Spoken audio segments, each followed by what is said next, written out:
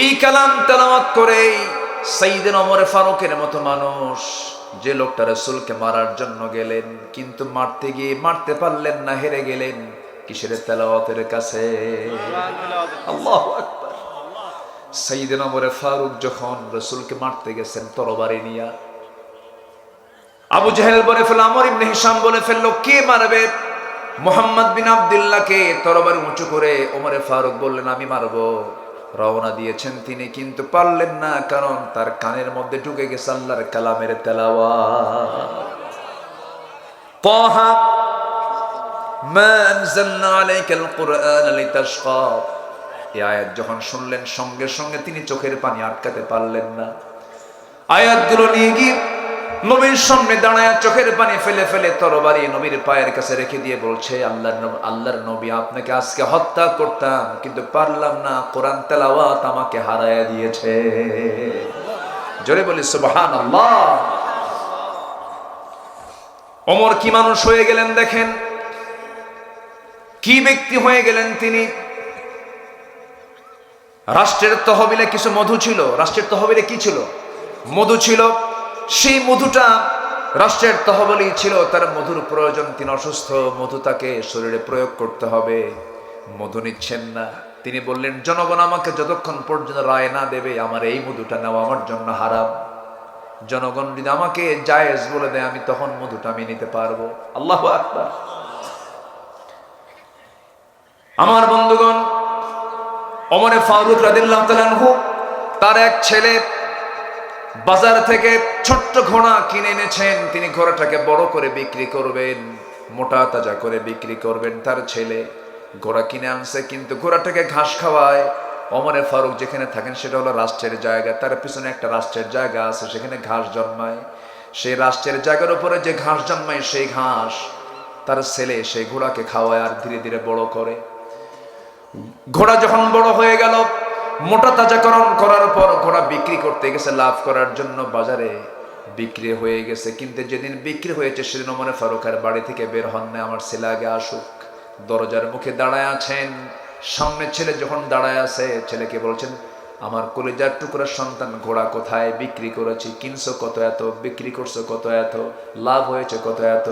এই লভ্যাংশের টাকাটুকু রাষ্ট্রীয় কোষাগারে জমা দাও, কারণ ঘোড়া তোমার হতে পারে কিন্তু ঘাস হলো রাষ্ট্রের জায়গা। আর একটু আস্তে করুন সুবহানাল্লাহ। কি কিসের তেলাওয়াত? বলেন কিসের তেলাওয়াত? কোরআনের তেলাওয়াত। ওমর ফারুক রাদিয়াল্লাহু তাআলা আনহু একদিন রাষ্ট্রের কিছু মধু পেলেন ভাগে। সেই মধুটা আবার 5 ভাগে ভাগ করে তিনি প্রতিবেশীদের মাঝে সমান করে দিবেন।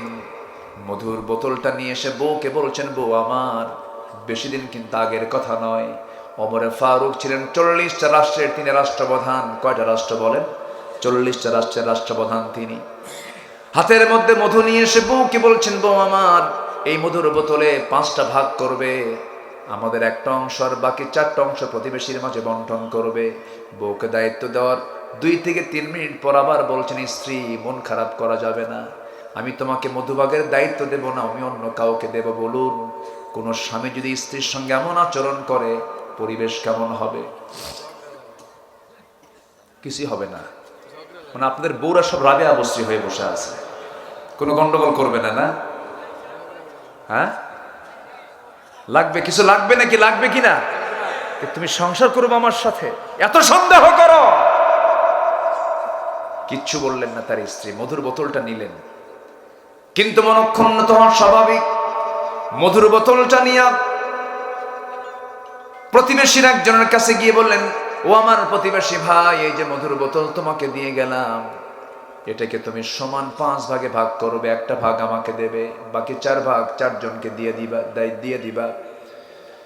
তিনি তার অংশ, মধুর বোতল নিয়ে তার অংশটুকু নিয়ে বউয়ের সামনে এসে বলছে, আমার স্ত্রী, আল্লাহর কসম করে বলি, আল্লাহর কসম করে বলি, আমি তোমাকে ভালোবাসি, আমি তোমাকে সন্দেহ করি নাই, আমি তোমাকে ডাউট করি না, আমি তোমাকে একটাবারের জন্য সন্দেহ করে আমি তোমার কাছ থেকে মধুর বোতল ফেরত নেই নাই।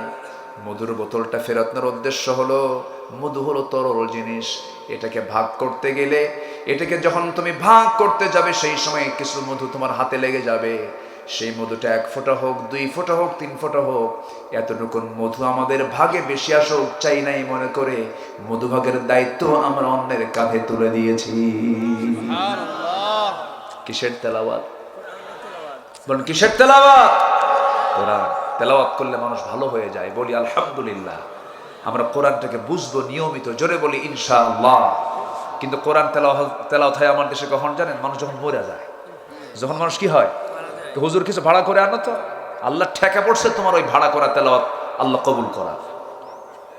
কি কথা কি বুঝতেছেন আপনারা? সারা জীবন আকাম কুকাম করে বেরিয়েছ, কোরআন নাজিল হয়েছে মরা লোকের জন্য না জিন্দা লোকের জন্য? জিন্দা লোকের জন্য কোরআন নাজিল হয়েছে। সম্মানিত ভাইয়েরা, এই কোরআন তেলাওয়াত করেই তো ওমর ভালো হয়েছেন। একজন সাহাবী নবীর সামনে বসে বসে কাঁদে। রাসূল বলেন, সাহাবী কাঁদো কেন? হুজুর আপনি বলেছেন ইসলাম কবুল করলে সব গুনাহ মাফ হয়, কিন্তু আমার মনে হয় একটা গুনাহ মাফ হয় নাই। কি গুনাহ? হুজুর নিজের হাতে নিজের মেয়েকে খুন করেছি। রাসূল বললেন, কেমনে খুন করেছে বলো তো? নবীজি আবার শুনতেন, কেউ কোনো কথা বলা শুরু করলে অনেক লম্বা সময় চুপ থেকে শুনতেন। দেখবেন না সমাজে কিছু লোক আছে শুনতে চায় না, খালি কয়, এরকম আছে না কিছু লোক আছে না? রাসূল এরকম ছিলেন, রাসূল শুনতেন লম্বা সময় নিয়ে। বসো, কি বলতে চাও বল। আমার নবীজি সামনে থেকে বসায় দিলেন, চোখে তার পানি টলমল করছে, কাঁদতেছেন। রাসূল বলছেন, কেঁদো না। সাহাবী, কি হয়েছে বলো? তিনি বলছেন, হুজুর আমি যেদিন থেকে দিন গ্রহণ করেছি সেই দিন থেকে আজ পর্যন্ত কোনো রাত আমি ঘুমাতে পারি না। একটা বারের জন্য, একটা রাতের জন্য আমি ঘুমাতে পারি নাই। একটা কারণ, সেটা হলো ইসলাম গ্রহণের পূর্বে কোনোদিন মনে হয় না এমন কিছু, কিন্তু যেদিন থেকে ইসলাম গ্রহণ করেছি সেদিন থেকে রাতের বেলা যখন ঘুমাতে যাই তখন মনে হয় পিছন থেকে আমার সে মেয়েটা ডাকতেছে আব্বা আব্বা বলে। কি করেছে বলো তো? খুঁজো। আমি আমার স্ত্রীর গর্ভে যখন সন্তান হলো সেই সময় বললাম, বাবার বাড়ি যাও, সন্তান যদি ছেলে হয় নিয়ে আসবে, মেয়ে হলে জীবন্ত পুঁতে হত্যা করবে। পাঠায় দিলাম। সন্তানটা মেয়ে হয়েছে, বউটা আমাকে আড়াল করে সন্তান মেয়ে হয়েছে না বলে সন্তান মৃত হয়েছে। সন্তানটাকে পাশের বাড়িতে রেখে সন্তানকে ধীরে ধীরে আমার আড়ালে বড় করেছে। 6 বছরে দেখি নাই কোনোদিন। হঠাৎ করে একদিন আমার সামনে পড়ে গেল, চট করে ধরলাম। আমার মতো চোখ, আমার মতো কপাল, আমার মতো হাত পা, চট করে ধরে বউয়ের সামনে হাজির করলাম। বউটা আমার থরথর করে কাঁপে আর বলে, সন্তানের তথ্য কতক্ষণ গোপন করব? সন্তান তো আমাদেরই।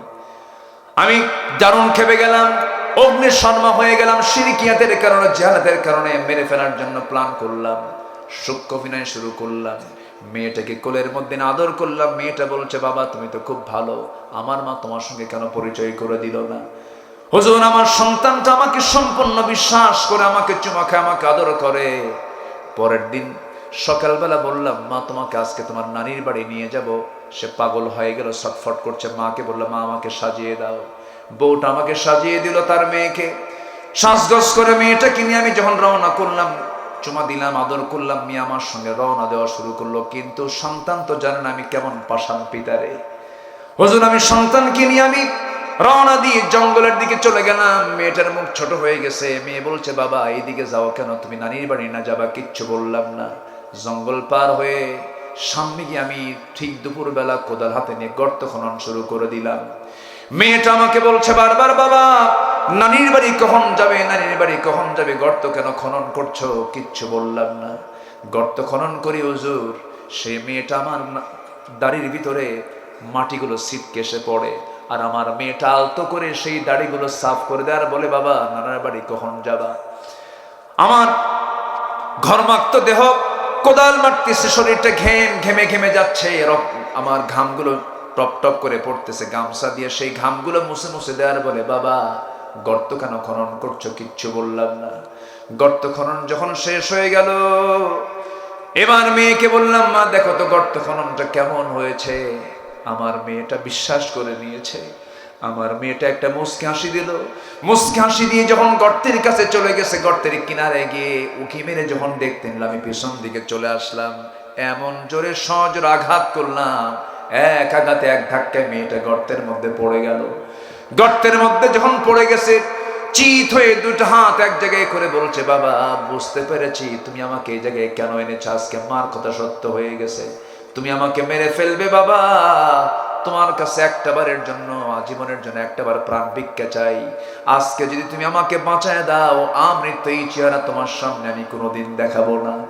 বারবার আমাকে আকুতি মিনতি করলো হুজুর, কিন্তু তৎকালীন সমাজের কারণে, শিরকিয়াতের কারণে, জাহালাতের কারণে দিলের মধ্যে কোনো রহমত পয়দা হলো না, মায়া পয়দা হলো না, মহব্বত পয়দা হলো না। হাতের মধ্যে পাথর নিলাম, পাথর নিয়া সন্তানটার কলিজা বরাবর যখন পাথর মেরে দিলাম, ফিঙ্কি দিয়ে রক্ত পড়া শুরু হলো। আব্বা আব্বা করে চিৎকার করে ডাকলো, মায়া দয়া হলো না। নিচের হাতি পাথর চাপা দিয়া, মাটি চাপা দিয়া, বালু চাপা দিয়া জনমের মতো শেষ করে দিলাম। হুজুর, কয়েকটা রাত আজকে ঘুম হয় না আমার। বারবার সন্তানের ডাক যেন আমাকে ডাকতেছে, কে যেন পিছন থেকে ডাকে, এরকম মনে হয়। রাসূল সাহাবীকে জড়িয়ে ধরে বলছে, সাহাবী রে, দিন গ্রহণ করার কারণে তোমার এত বড় গুনাহ আল্লাহ রাব্বুল আলামিন তোমার জীবন থেকে সাফ করে দিয়েছে। আমার ভাইরে, অসভ্য মানুষগুলো, যেই সমাজের মানুষগুলো নিজের মাকে বিয়ে করত, সৎ মাকে বিয়ে করত, কাবাকে সামনে রেখে চতুর্দিকে তারা উলঙ্গ হয়ে তোয়াফ করত, সেই মানুষগুলো সোনার মানুষের রূপ নিলেন। আবু বকর তৈরি হলো, ওমর তৈরি হলো, আলী তৈরি হলো, ওসমান তৈরি হলো। এই যে জগৎধন্য মানুষগুলো সেই সমাজ থেকে বের করে টেনে এনেছেন কিসের তেলাওয়াত দিয়া?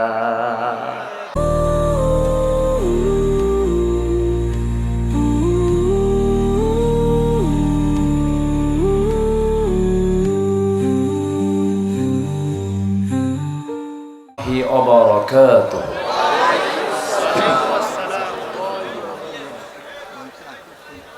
إن الحمد لله الأكرم الذي خلق الإنسان وكرم وعلمه من البيان ما لم يعلم،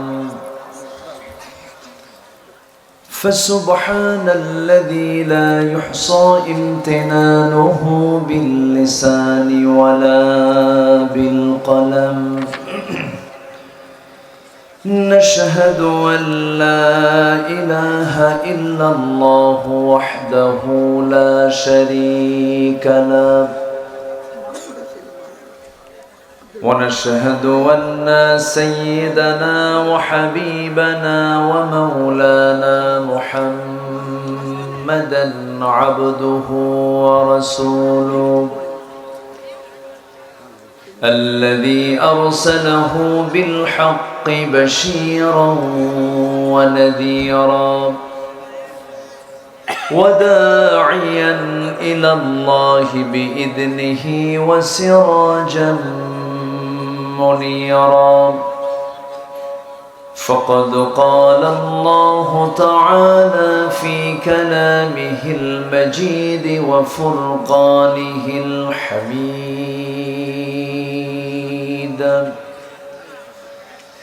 أعوذ بالله من الشيطان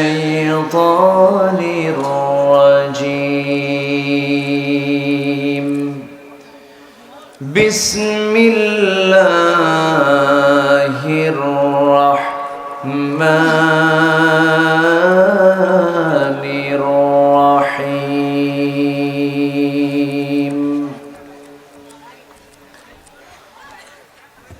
إن الذين يتلون كتاب الله وأقاموا الصلاة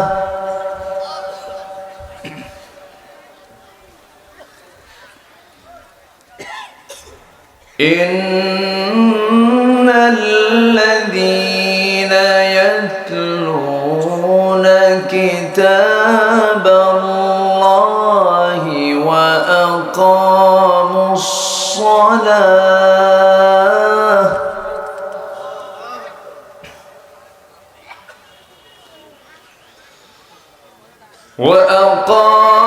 الصلاة وأنفقوا مما رزقناهم سرا وعلانية يرجون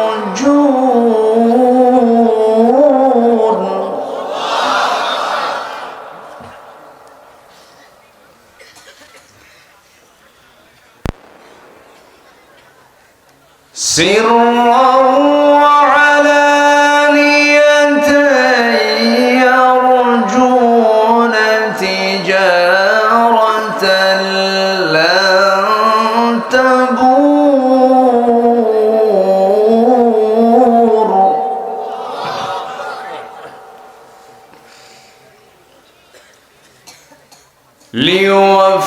ليوفيهم أجورهم ويزيدهم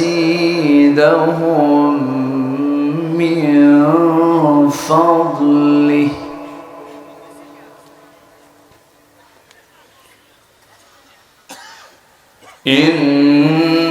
إنه غفور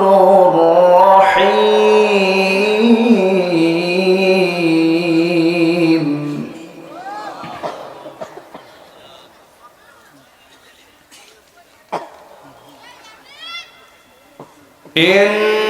إنه غفور شكور الله أكبر بسم الله الرحمن الرحيم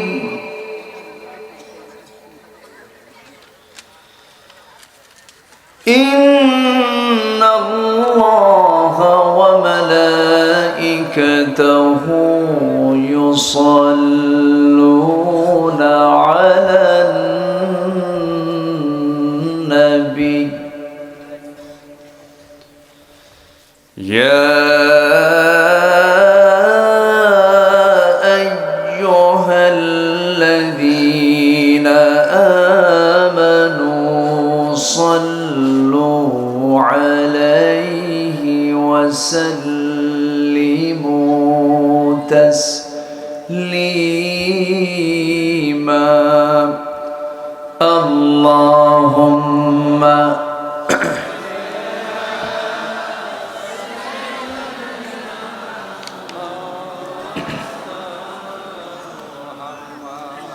وعلى آل سيدنا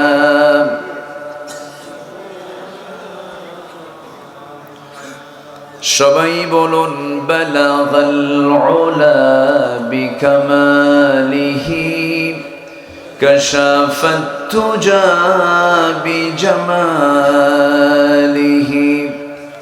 حسنت جميع خصاله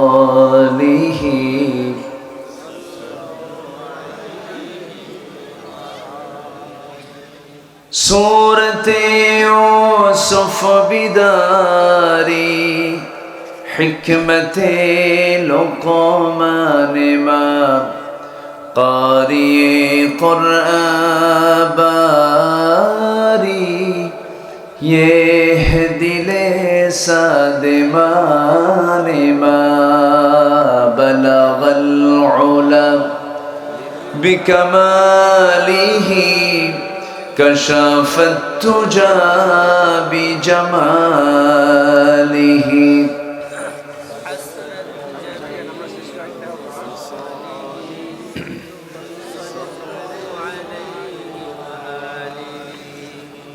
آمين কোরআনের সুর মাঝে শুনেছি যে নাম আজানের সুর মাঝেও শুনেছি সে নাম ও নাম শুনেছি আমি আমার হৃদয় হে রাসূল নবীজি তোমায়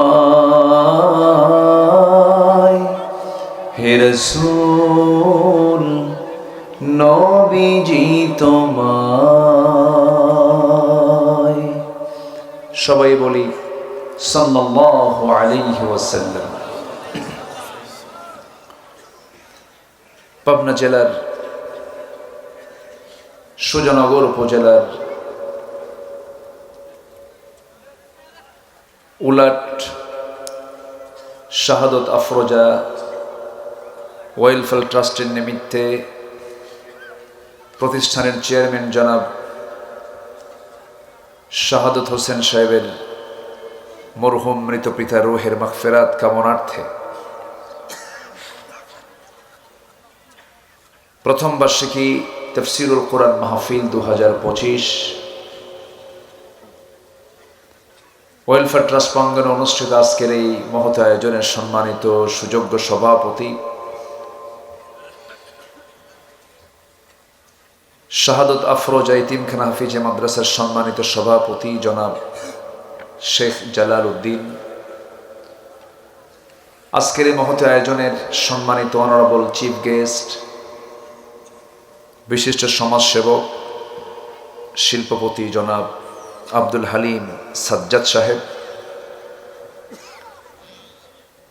আজকের এই প্রোগ্রামের বরেণ্য অতিথিবৃন্দ, হাজরাত উলামায়ে কেরাম, বিশেষ করে কথা বলেছেন আমার অনুজ, আমার স্নেহধন্য হাফিজ কারি মাওলানা জাকির হোসাইন, উপস্থিত হাজরাত উলামায়ে কেরাম, ফদলা ইজাম, সুশীল সমাজ, জাতির শ্রেষ্ঠ সন্তান, শিক্ষক মণ্ডলী, আজকের মাহফিলের প্রধান আকর্ষণ যাদেরকে নিয়ে আজকের এই সাজানো গোছানো বর্ণাঢ্য আয়োজন, তাওহীদের পতাকাবাহী, কালেমার ঝান্ডাবাহী, দ্বীন ইসলামের নরসারদুল বীর মুজাহিদ, প্রাণ প্রিয় সম্মানিত দ্বীনী ভাইরা, আড়ালে বসে আছেন শ্রদ্ধেয়া সম্মানিতা মা বোনেরা, আলোচনার সূচনায় আনুষ্ঠানিকতার মধ্য দিয়ে আমার পক্ষ থেকে আবারও দিল খোলা সালাম, আসসালামু আলাইকুম ওয়া রাহমাতুল্লাহি ওয়া বারাকাতুহু।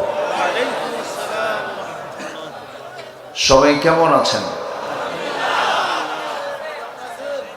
আমাকে প্রশ্ন করলেন, আল্লাহ তাআলা আমাকে তো আপনার সাথেই রেখেছেন, বলছি আলহামদুলিল্লাহ।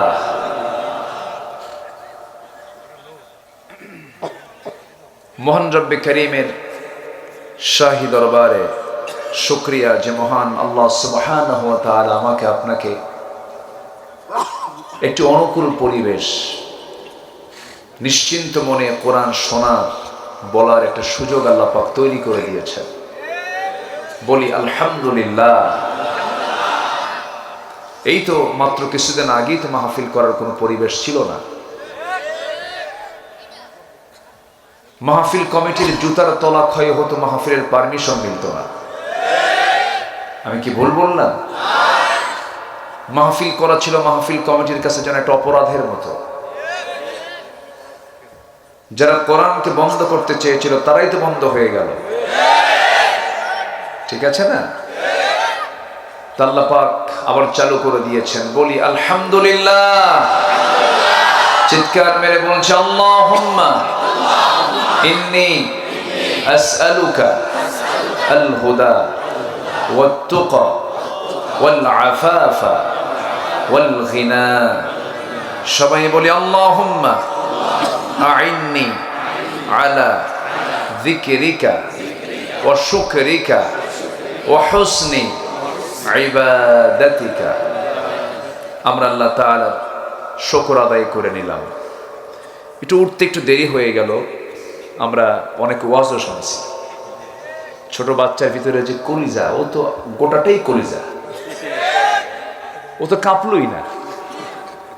কোনো কাঁপাকাঁপি আছে? একজন মানে দৃষ্টাকর্ষণী করার মতো সে আবার শেষ করতে হয় কেমন, সে শেষও করবে।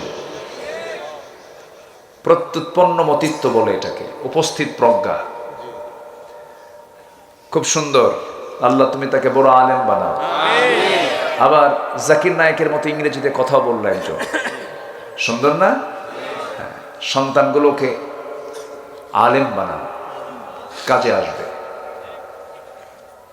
কাজে আসবে। এটা হাফেজ ইঞ্জিনিয়ার বানান, হাফেজ ডাক্তার বানান, হাফেজ জজ বানান। কথা বোঝেন নাই? তাহলে এগুলো কাজে আসবে। প্রেসিডেন্ট ওয়ার্ল্ডের একজন প্রেসিডেন্ট কিন্তু আছেন হাফেজ, রিসেপ তাইয়েব এরদোয়ান। প্রেসিডেন্ট ওয়ার্ল্ডে একজন প্রভাবশালী একজন প্রেসিডেন্ট, একজন হাফেজ। মিশরের প্রেসিডেন্ট সাবেক ডক্টর মোরসি একজন হাফেজ, যার সিনার মধ্যে কোরআন থাকে। এটা নূর, তো নূর আছে যেখানে আলো আছে সেখানে জুলুমাত দূর হয়ে যায়। সমাজে এই যে পচন ধরেছে, এই পচন দূর করার জন্য কি দরকার বলেন? কি দরকার? কোরআন দরকার। সে কোরআন থেকে কিছু কথা বলতে চাচ্ছি, সবাই শুনতে রাজি আছেন তো? এর মধ্যে কোনো কিছু বাদ পড়েছে? সব কিছু আছে না নাই? শুধু নাই শব্দ বাদ দিয়ে সবই আছে। বলি আলহামদুলিল্লাহ। সে বিশাল গ্রন্থ থেকে আমি কিছু কথা বলতে চাচ্ছি। পড়ুক না, যা আছে কুয়াশা পড়ুক, এটা নিয়ে পেরেশানির দরকার নেই। মাথায় না পড়লেই হলো। মাথায় পড়লে তখন তো আর উপায় নাই। থাকুক, পড়ুক, যেখানে আছে থাকুক। আমি যতক্ষণ আছি আপনি আমাকে সময় দেবেন তো নাকি? গতকালকে আমার মাহফিল ছিল বেশি দূরে না, সিলেট। আজকে পাবনা, আগামীকালকে কুমিল্লা। হ্যাঁ, তো আমারও পেরেশানি আছে, তবে আপনার চাইতে পেরেশানি কিন্তু আমার বেশি। অতএব আমাকে ছেড়ে কেউ যাবেন?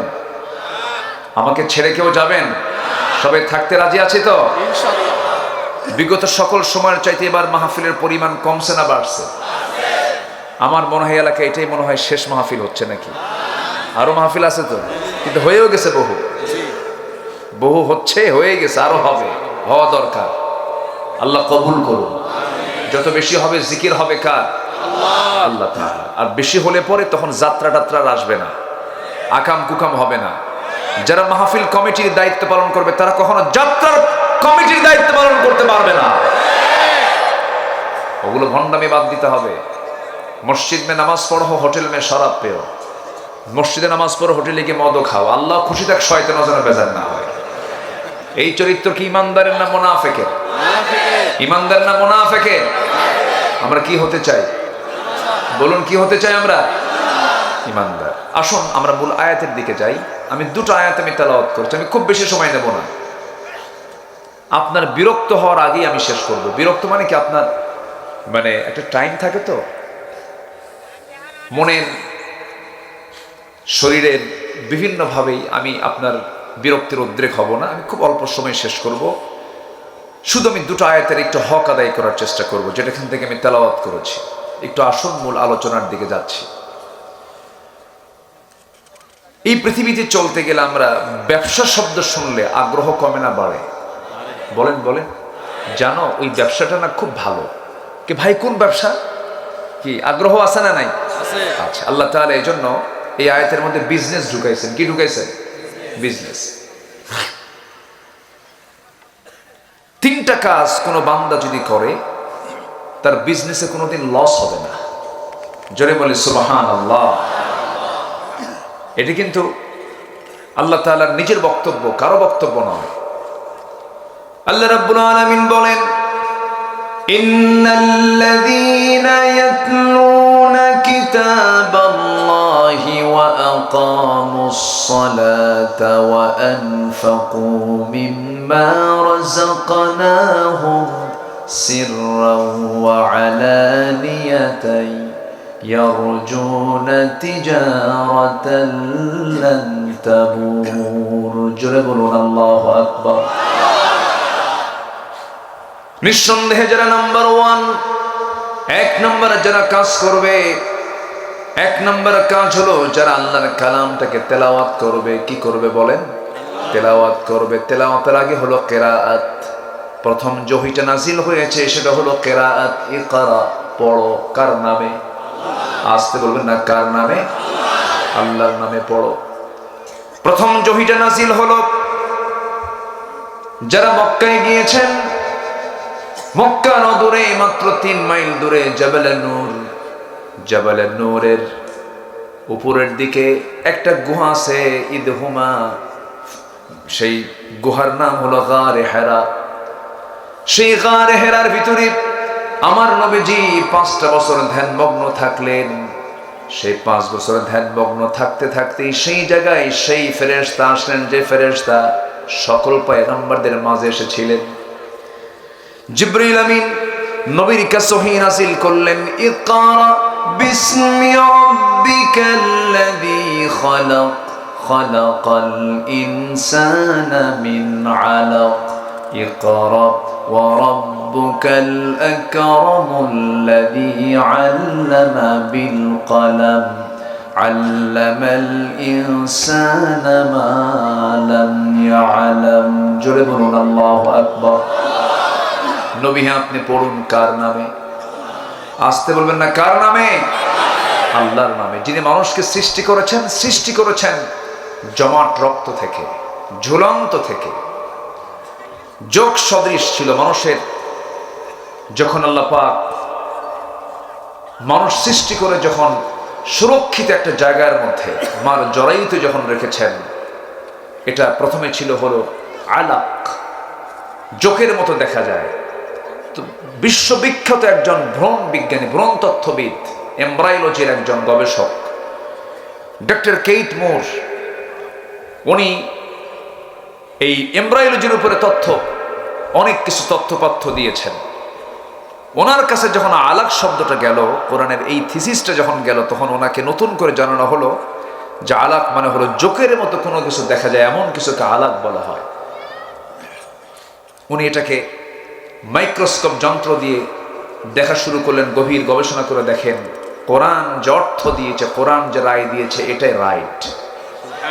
জোরে বলি সুবহানাল্লাহ। সম্মানিত বন্ধুগণ, এই বছর দুয়েক আগে কাতার থেকে দেশে আসছিলাম, দোহা টু ঢাকা। তো দোহা থেকে ঢাকার পথে আসতে নিয়ে আমি বিমানে চড়ি, মাঝে মাঝে চড়া হয়। তো বিশাল মানে জাস্ট মেঘের উপরে যখন বিমানটা চলতেছিল, নিচের দিকে তাকায় আমার চোখটা গেল সুদূর পর্যন্ত, চোখ আর পারল না, এত মেঘ, বিশাল মেঘমালা। তো ভাবলাম এই মেঘের কি ওজন আছে নাকি, আমি জানতাম না। এটা চিন্তা করলাম, এর ওজন যদি থাকে তাহলে তো কাম সারা। এটা সার্চ দিলাম, সার্চ দিয়ে দেখি যে না, মেঘের ওজনও আছে। বিজ্ঞান বলছে কিউমুলাস নামে কিছু মেঘমালা আছে যাদের ওজন হলো 10 লক্ষ টন। আল্লাহু আকবার। কিউমুলাস নামে কিছু কি বলে মেঘমালা আছে যাদের ওজন আরো বেশি। ভাবলাম দেখি তো কোরআনে আছে নাকি এই বক্তব্য। আল্লাহ রাব্বুল আলামিন 1500 বছর আগে জানায় দিলেন, হুয়াল্লাযী ইউরীকুমুল বারকা খাওফান ওয়া তামআন ওয়া ইউনশিস সাহাবাস সিকাল। জোরে বলুন আল্লাহু আকবার। তিনি সেই মহান প্রভু যিনি এই আকাশে মেঘমালা সৃষ্টি করেছেন, জমাট করেছেন এবং সেটাকে ওজন করে ভারী করে সেখানে ঝুলায় রেখেছেন। জোরে বলি সুবহানাল্লাহ। যদি মেঘগুলো যদি পড়ে যেত, বলেন, যদি মেঘগুলো পড়ে যেত, মানুষ কি বাঁচত? এই ইমারত, এই সুন্দর ঘর বাড়ি, এগুলো কি একটাও থাকতো? তাহলে আকাশে ঝুলিয়ে রেখেছেন মেঘগুলোকে কে? এই মেঘ বাষ্পীয় আকারে জমিন থেকে যখন পানিগুলো তুলে নেন বাষ্পীয় আকারে, এই সিস্টেমটা না করে যদি পাইপিং সিস্টেম হতো, পৃথিবী চলতো। সব কিছু ম্যানেজমেন্ট করেছেন যিনি আমার, তিনি কে? আল্লাহ তাআলা। সম্মানিত ভাইয়েরা, প্রথমেই বৃষ্টি নয়, প্রথমে বায়ুর প্রবাহ। কিসের প্রবাহ বলেন তো? বায়ুর প্রবাহ। এরপরে মেঘের স্তূপীকরণ,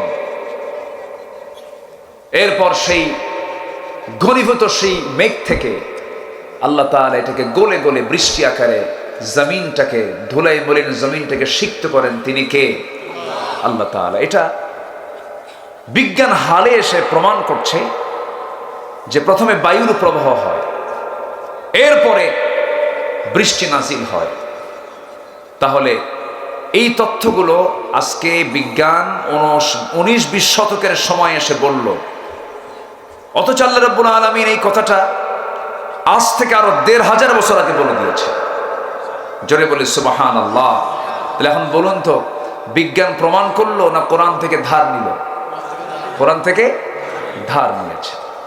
আল্লাহ রাব্বুল আলামিন বলেন, আল্লাহুল্লাযী ইউরসিলুর রিয়াহা ফাতুসিরু সাহাবান فيبسطه في السماء كيف يشاء ويجعله كسفا فترى الودق يخرج من خلاله فإذا أصاب به من يشاء من عباده إذا هم يستبشرون জোরে বলুন আল্লাহু আকবার। তিনি সেই আল্লাহ যিনি আগে বায়ু প্রেরণ করেন, মেঘমালাকে সঞ্চারিত করে তা, এরপরে মেঘমালাকে যেভাবে ইচ্ছে সেইভাবে তিনি ছড়িয়ে দেন আকাশে, স্তরে স্তরে তা রাখেন। আমার বন্ধুগণ, তাহলে এই যে তথ্যগুলো ১৫০০ বছর আগে পৃথিবীর কোনো মানুষের পক্ষে দেওয়া কি সম্ভব নাকি? এই তথ্যগুলো দিয়েছেন তিনি আমার কে? তিনি আমার কে? আবার এই বৃষ্টি যে আকাশ থেকে পড়ে, পরিমিত পানি কিন্তু আল্লাহ পাক বৃষ্টি নাজিল করেন, ডিসপ্লানে নাজিল করেন না। যে পরিমাণ পানি বাষ্পীয় আকারে ওঠে সেই পরিমাণ পানি আল্লাহ পাক নাজিল করেন। জোরে বলে সুবহানাল্লাহ। আল্লাহ রাব্বুল আলামিন বলেন, ওয়াল্লাযী নাযালা মিনাস সামাই মাআন বিকদরিন ফাআনশারনা বিহি বালদাতাম মাইতান কাযালিকা তুখরাজুন। জোরে বলুন আল্লাহু আকবার। তিনি সেই মহান সত্তা যিনি আকাশ থেকে পরিমিতভাবে বৃষ্টি নাজিল করেন। এটাকে গবেষণা করে আজকে বিজ্ঞান বলতেছে, মেটেরোলজিক্যাল সায়েন্স, আবহাওয়া বিজ্ঞান বলতেছে প্রতি সেকেন্ডে ভূপৃষ্ঠ থেকে প্রতি সেকেন্ডে 16 মিলিয়ন টন বাষ্পীয় হয়ে উপরে ওঠে। 16 মিলিয়ন টন। কেউ তো আল্লাহু আকবার বললেন না। 16 মিলিয়ন টন। এটা যদি কোনো মেশিন সিস্টেম করে টেকনোলজি যদি চেষ্টা করতো, এই পানিকে উপরে তোলা সম্ভব হতো? আসতে বলুন, সম্ভব হতো? এবং বছরের পরিমাণটা দাঁড়ায় হলো 513 ট্রিলিয়ন টন। 513 ট্রিলিয়ন টন পানি গোটা দুনিয়া থেকে বাষ্প আকারে আল্লাহ পাক আকাশে উঠা। দুনিয়া চালান কে আর অহংকার করে কে? কয় যে রাজাকারের নাতিপুতিরা চাকরি পাবে। রাজাকারের নাতিপুতিরা কার বান্দা? আসতে বলে কার বান্দা? বলুন তো, এই কথার মধ্যে অহংকার আছে না নাই? আসতে বলবেন, অহংকার আছে না নাই? অহংকার আছে যার, পতনও আছে তার। বহু কিছু করেছে তারা, অনেক কিছু করেছে। এই পাবনাতে দই বাজার 2014 সালে আমাকে লক্ষ্য করে গুলিও করা হয়েছে। ওরা মারামারি করলো, আগুন ধরায় দিল, মঞ্চে মাহফিল পণ্ড করে দিল। 3 দিন পরে শুনি মামলা হয়েছে, 1 নম্বর আসামি আব্দুল্লাহ আমিন। কি কথা বুঝতেছেন আপনারা? সম্মানিত বন্ধুগণ, সবকিছুর একটা শেষ আছে। সম্পদ কি কাজে লাগলো আপনার বলেন তো? একজন দেশের শীর্ষস্থানীয় ধনী, টপ লিস্টেড একজন ধনী, মাথা থেকে পা পর্যন্ত তার সব কিছু সাদা, মাথার চুল সাদা, দাড়ি সাদা, পাঞ্জাবি সাদা, পাজামা সাদা, জুতাও সাদা। মনে হয় কেবলই জিবরাইল আসমান থেকে নাজিল হল। এত টাকার মালিক, হেলিকপ্টার নিয়ে অপেক্ষার প্রহর গুনছিলেন নেত্রী যে দরবেশ ছাড়া কেমনে যায়। দরবেশ আসতে পারে না, দরবেশ উঠছে নৌকায় গিয়ে। মাথার চুল কালো বানাইছে, দাড়িটা কাটছে। ধর্মের ব্যবসা আমরা করি না, তারাই ধর্মের ব্যবসায় চ্যাম্পিয়ন, যারা মন মতো দাড়ি রাখে, মন মতো দাড়ি কাটে। শেষ পর্যন্ত নৌকায় চললো, নৌকার বেরে না, নৌকার বেরে না। শেষ পর্যন্ত কোস্টগার্ডকে, আইনমন্ত্রীকে ধরে বলে, স্যার সিনসি থানায় চলে। আমি কি একা আসছি? আমি তো জামাতের সাথে আসছি। কে কই যে দেখা যায়? কে মাথার চুল কালো লোকটাকে ভালো করে দেখো, ওটাই দরবেশ। লাভ হলো কি? কোনো লাভ নেই। সম্মান চাইতে হবে কার কাছে? আপনি আল্লাহর সৃষ্টি আরেকজনকে বেইজ্জত করে আপনি সম্মান নেবেন, অসম্ভব, অসম্ভব। কষ্ট পাচ্ছেন নাকি? কথা বলি জোরে বলি ইনশাআল্লাহ। কয় কাজে লস নাই বলেন তো? বলেন কয় কাজে লস নাই? 3 কাজে। নাম্বার 1, আল্লাহর কালাম যারা তেলাওয়াত করবে। আল্লাহু আকবার বলেন। আল্লাহর কালাম তেলাওয়াত করলে আবার কি হবে? ঈমান যদি দুর্বল থাকে ঈমানটা তরতাজা হয়ে যাবে। আল্লাহ রাব্বুল আলামিন বলেন, ওয়া ইযা তুলিয়াত আলাইহিম আয়াতুহু যাদাতুহুম ঈমানাও ওয়া আলা রাব্বিহিম ইয়াতাওয়াক্কালুন। কোরআন যখন তেলাওয়াত হয় ঈমানদারের ঈমানটা তাজা হয়ে যায়। যে দেহে কোরআন তেলাওয়াত বেশি সেই দেহে রোগ কম। আগের যুগের দাদিরা কোরআন তেলাওয়াত করতেন, 80 বছর বয়সেও চশমা লাগতো না, কোরআন দেখে দেখে তারা পড়তেন। দাদিরা উঠতেন শেষ রাতে, ফজর নামাজ তারা পড়তেন, বুঝতেন কম, জানতেন কম, শিক্ষা দীক্ষা তেমন ছিল না, কিন্তু আদব স্বভাব সব ঠিক ছিল। শ্বশুর শাশুড়িকে সম্মান করেছেন, মুরব্বীদেরকে সম্মান করেছেন। কিন্তু একটা প্রশ্ন যদি করি, বসে বসে ঘরে শাহাদাত ভাইয়ের সঙ্গে একটা কথা বললাম একটা প্রশ্ন আপনাকেও করবো। ওই জায়গায় বলেছে, বলুন তো আজকে যে তালাকের প্রবণতা বেড়েছে, এটা শিক্ষিত সমাজে বেশি না অশিক্ষিত সমাজে বেশি? বলেন, মূর্খরা বেশি তালাক দেয় না শিক্ষিতরা বেশি তালাক দেয়? দেশকে আগায় দিয়েছে মূর্খরা, পিছায় দিয়েছে শিক্ষিত নামের কলঙ্করা। শ্রম দিয়ে দেশকে আগায় দিয়েছে। এরপর প্রবাসী, আধুনিক মালয়েশিয়াকে সাজিয়েছে আমার দেশের প্রবাসীরা, কাতারকে সাজিয়েছে আমার দেশের প্রবাসীরা, রেমিটেন্স পাঠালো। প্রবাসীরা মূর্খ মানুষ, তেমন এলেম কালাম নাই। তাহলে প্রবাসী দেশকে আগায় দিল, শ্রমিক দেশকে আগায় দিল, কৃষক হার ভাঙ্গা পরিশ্রম করে দেশকে আগায় দিল। দেশকে পিছায় দিল কারা? শিক্ষিত নামের কিছু মূর্খ। কি ঠিক কিনা বলেন? ওরা মূল শিক্ষিত নয়, কারণ তাদের কিসের তেলাওয়াত নাই?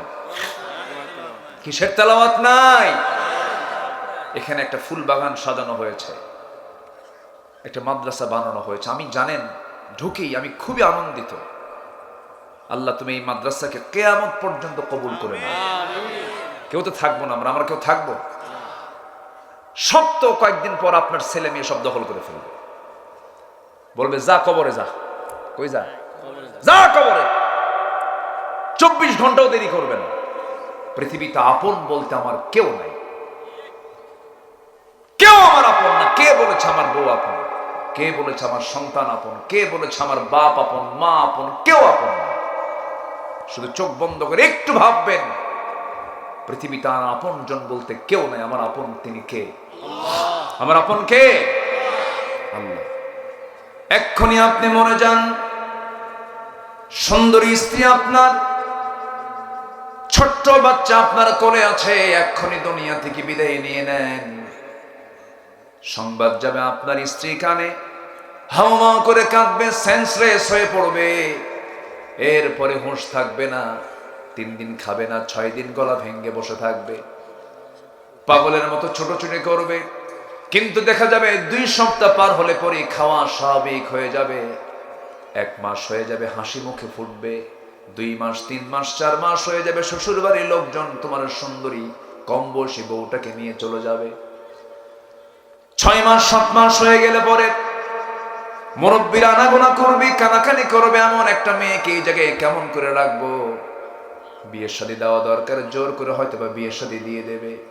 নতুন স্বামী যখন পেয়ে যাবে, নতুন স্বামীর ঘর পর ওই মেয়েটাই, ওই বউটাই তোমার বলবে তার আব্বা আম্মাকে, আব্বা আম্মা তোমরা যে আমাকে বিয়ের ব্যাপারে সিদ্ধান্ত নিয়েছ এটাই ভালো, কারণ আগের স্বামীর চাইতে স্বামী আমার আরো ভালো। এটাই দুনিয়ার নিয়ম। কেউ আমাকে মনে করবে না, আমাকে সব ভুলে যাবে। যিনি আমাকে কখনো ভুলবেন না, যিনি আমাকে কখনো ছাড়বেন না, তিনি আমার একমাত্র কে? আল্লাহ বলছেন, বান্দারে তুই আমাকে বলে থাকিস কেমনে? তুই কি জানিস তুই আমার দিকে 1 হাত আগালে আমি তোর দিকে 10 হাত আগাই। তুই আমার দিকে হেঁটে হেঁটে আসবি, আমি তোর দিকে দৌড়ায় দৌড়ায় যাব। তুই আমার কালামের তেলাওয়াত কর, এর সঙ্গে সম্পর্ক রাখ।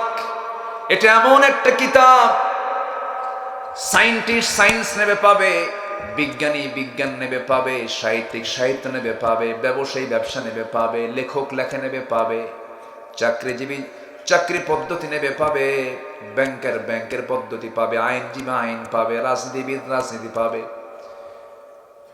রাষ্ট্রপতি রাষ্ট্রের পদ্ধতি পাবে, শাসক তার শাসন পদ্ধতি পেয়ে যাবে। কোন দিক থেকে আপনি চান, সকল কিছুর সমাধান এই কিতাবের মধ্যে আছে না নাই? আমার বন্ধুগণ, আল্লাহ তাআলা আমাকে মাফ করার জন্য কত অস্থির তিনি অবস্থান করেন হলো আরশ আজিমে। কোথায় থাকেন তিনি? আরশ আজিম। আর রহমান আলাল আরশ ইস্তাওয়া। আল্লাহ পাক আরশ আজিমের সমাসীন থাকেন। সে আরশ আজিম থেকে প্রত্যেক রাত্রিতে ফিস সামাঈদ দুনিয়া, দুনিয়ার আকাশে এসে বলেন, আলা মিন মুস্তারজিকিন ফা আলা মিন মুস্তাগফিরিন ফা আলা মিন মুস্তাগফিরিন ফাগফির লাহ। কোন ক্ষমা প্রার্থী আছে আমি তাকে ক্ষমা করে দেব। প্রথম আকাশে আসেন। এই যে আকাশ আমরা দেখতে পাই, এটা হলো কয় নাম্বার আকাশ? 1 নাম্বার। বলেন কয় নাম্বার? এর উপর আরো কয়টা আছে? বলেন কয়টা আছে?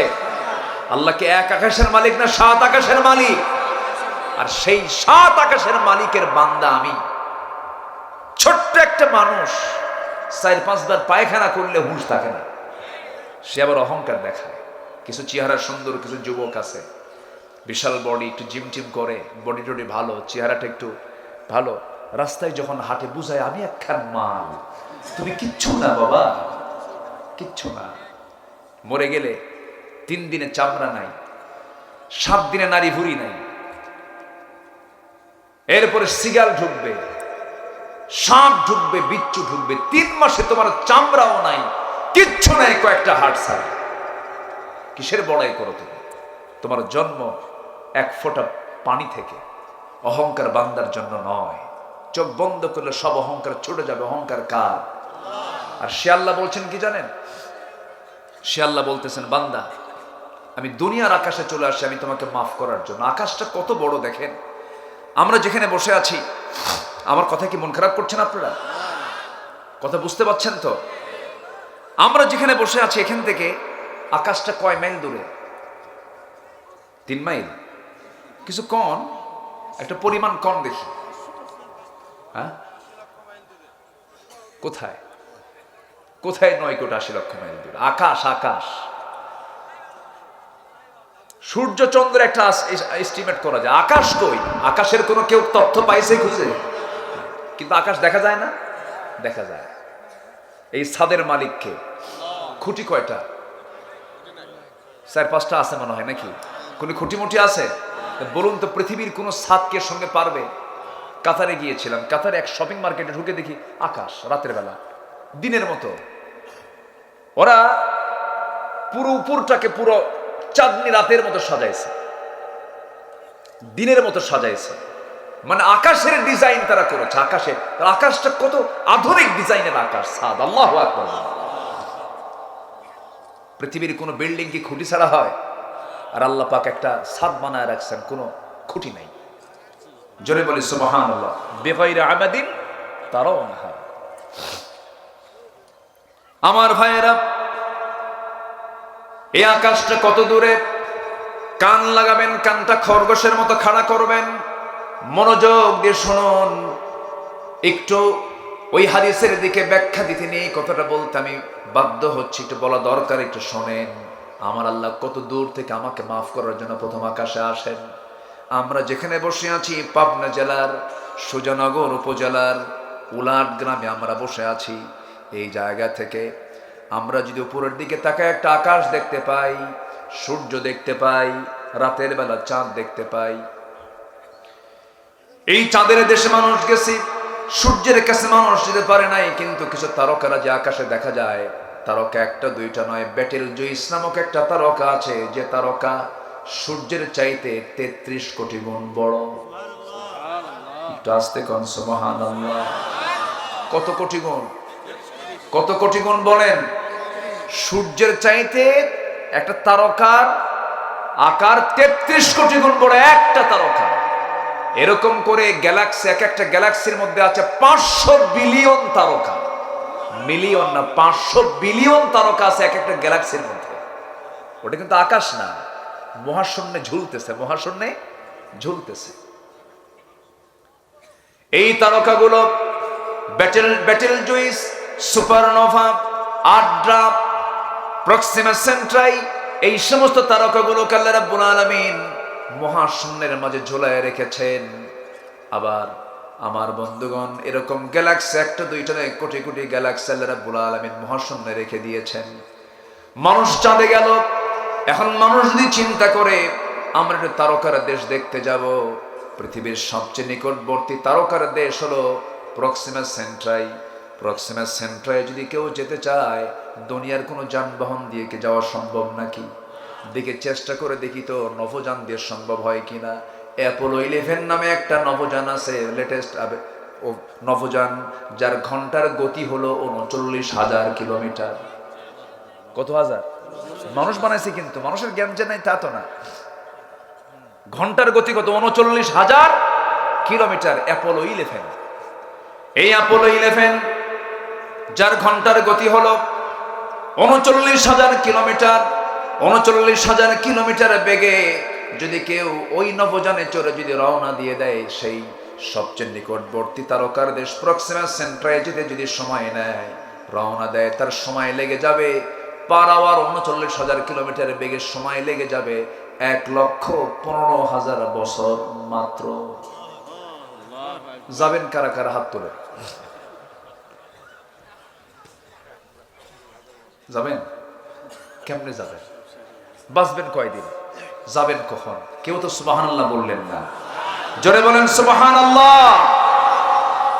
তাহলে তারকা সবচেয়ে নিকটবর্তী তারকার দেশে যদি যেতে এত সময় লাগে, আরো তারকা আছে, এরপর আকাশ আছে, তাহলে আমার আল্লাহ কত দূর? এই যে আকাশ, এই আকাশের চাইতে বিশাল বড় হলো দ্বিতীয় আকাশ, তার চারও বড় তার তৃতীয় আকাশ। সেই 7 আকাশের উপর হচ্ছে আরশ আজিম। সে আরশ আজিম থেকে প্রত্যেক রাতে প্রথম আকাশে এসে বলেন, বান্দা ক্ষমা চা, ক্ষমা করে দেব। জোরে বলে সুবহানাল্লাহ। ক্ষমা চাবে কখন? বিড়ি খাতি তো কামসা।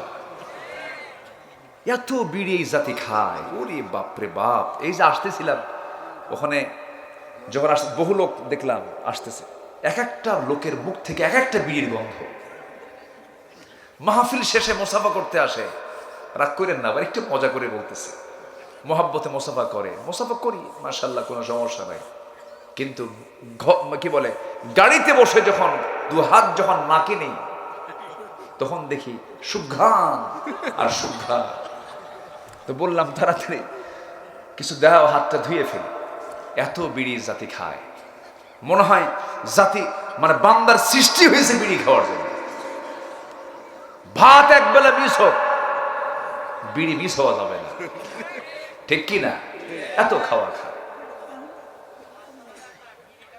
হ্যাঁ, বিড়ি খেতেই হবে। আবার মাহফিল এসে বলে, হুজুর বিড়ি খাওয়া কি জায়েজ আছে? উনি চেষ্টায় আছেন যে এটাকে জায়েজ করা যায় কেন। আবার আপনি পান খান, বুড়া মানুষ, ঠোঁটটা লাল হলে দেখতেও সুন্দর লাগে, পান খান, পান খেতে সমস্যা নেই, কিন্তু পানের সাথে আবার হাকিমপুরি রহমতুল্লাহ আলাইহি কেন? এখানে কথা আছে, এখানে ক্লেম আছে না নাই? আচ্ছা, খাওয়া যাবে না। কি মাদক নিয়ে কি কিছু কথা বলার দরকার আছে? নেশা নিয়ে বলার দরকার আছে না নাই? যার নেশা আছে তার ক্ষতি ছাড়া কিছু নাই।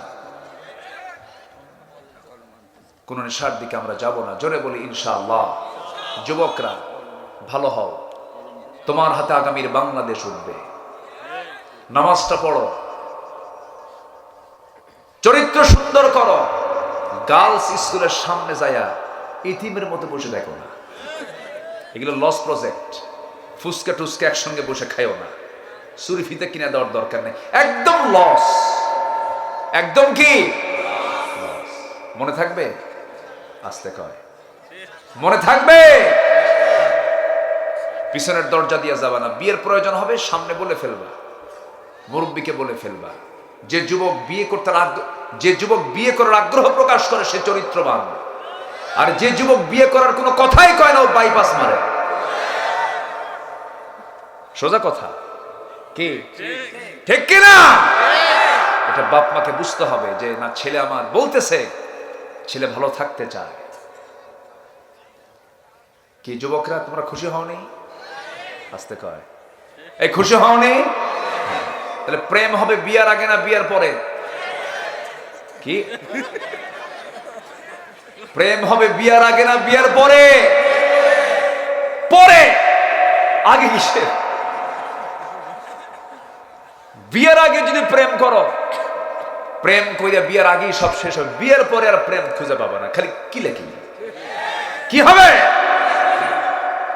দরকার নাই, শান্তি নাই এগুলোতে। এগুলোতে কোনো শান্তি নাই। যাও নাটক পাড়ায় যাও, যাও সিনেমা পড়ায় যাও। আল্লাহর কসম করে বলি, সিনেমা পড়ায় যাও, নাটক পড়ায় যাও, কোন পরিবারের শান্তি নাই। নাম বলবো না, দেখে নাও, শান্তি কোথাও নাই। শান্তি ঈমান আনলে, আমল করলে, ইসলাম নিয়ে চললে, পরিবারকে আল্লাহওয়ালা বানালে, এখানেই শান্তি, এখানেই প্রশান্তি। জোরে বলি সুবহানাল্লাহ। কোন হাফেজের বাপ বৃদ্ধাশ্রমে থাকে না, কোন আলেমের বাপ মা বৃদ্ধাশ্রমে থাকে না। বৃদ্ধাশ্রমে থাকে সেই সমস্ত অর্বাচীন অযোগ্য সন্তানের বাপরা, যারা ডাক্তার হয়েছে কিন্তু আদব শিখে নাই, শিক্ষা তার, নৈতিকতা তার মধ্যে নাই। ধানমন্ডি শান্তি কে বলেছে? মনে আছেন আপনাদের? ধানমন্ডির একজন বাসিন্দা, একজন অভিনেতার শ্বশুর বৈধ পিস্তল দিয়ে রাত 1টার দিকে লাইভে এসে মাথায় পিস্তল ঠেকায় বলল, আমি সুইসাইড করছি, আমার সবই ছিল কিন্তু কেউ আমার আপন না। সম্পদ থাকলে শান্তি মিলে না। শান্তি, রিজিক, এগুলোকে বরকতময় করার জন্য 1 নাম্বার ব্যবসার পুঁজি হলো কিসের সঙ্গে সম্পর্ক রাখা? বলুন কিসের সাথে? প্রতিদিন আমার শুরু হবে, অক্সিজেন ছাড়া মানুষ বাঁচে? ঈমানের অক্সিজেন কি তেলাওয়াত করা বলেন? ঈমানের অক্সিজেন কি তেলাওয়াত করা? কোরআন তেলাওয়াত করা। আমার বন্ধুগণ, আল্লাহ রাব্বুল আলামিন বলেন, ইন্নাল্লাযীনা ইয়াতলুনা কিতাবাল্লাহি ওয়া আকামুস সালাতা ওয়া আনফাকু মিম্মা রাযাকনাহুম সিররান ওয়া আলানিয়া। আল্লাহর কালাম যারা তেলাওয়াত করবে তাদের ব্যবসায় কোনো লস হবে না। আমার বন্ধুগণ, আল্লাহ তাআলা এই কালামের মধ্যে যত দৃষ্টান্ত দিয়েছেন, কোন দৃষ্টান্তই কিন্তু অকাজের জন্য নয়। আল্লাহ পাক এই সূরার মধ্যে, এই কিতাবের মধ্যে একটা সূরার নামই দিয়েছেন মাকরসা। কি নাম দিয়েছেন? মাকরসা নামে একটা সূরা। মশার কথা বলেছেন সূরা বাকারার ভিতরে। এই লোকগুলো ওঠে কেন? কি কোনো সমস্যা? হ্যাঁ,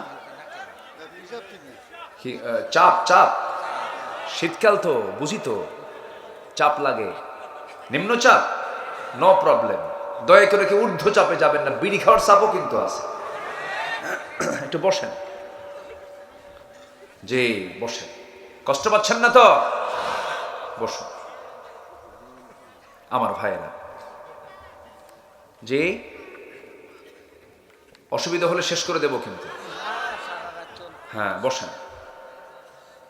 আল্লাহ পাক মশার কথা বলেছেন কোরআনে। কিসের কথা? কাফেররা কয়, মাযা আরাদাল্লাহু বিহাদা মাসালা। কি দরকার ছিল আল্লাহর কাছে মশার উদাহরণ দাও কোরআনের মধ্যে? কি দরকার?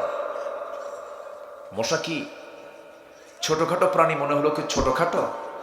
আচ্ছা, মশার ভয়ে মশারি আমরা টাঙ্গাই না? আমার ভয়ে মশাই দৌড়ায়। মশা দৌড়ায় না আমি বিপদে না মশা বিপদে?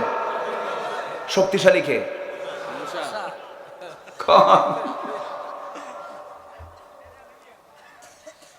মশারি টাঙ্গাতে হয়। শীতের রাতে ঘরের মধ্যে কোথাও মশা নাই, কোথাও মশা নাই, চোখে পড়ি না, লাইট বন্ধ, কানের কাছে এসে সারেগামা পাধানিসা শুরু হয়ে গেছে। কি ঠিক আছে না?